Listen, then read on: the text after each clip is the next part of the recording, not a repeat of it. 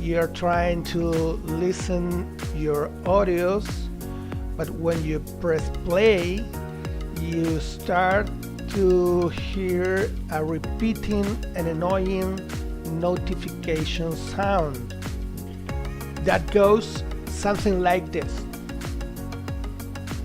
Este es el problema que se da.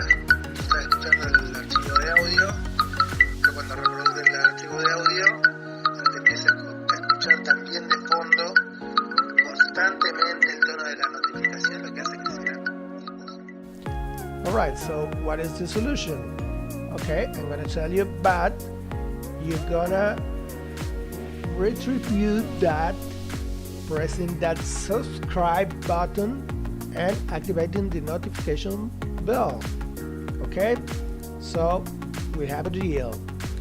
Now what you are going to do is go settings, go apps, then app list, and scroll down until you find WhatsApp.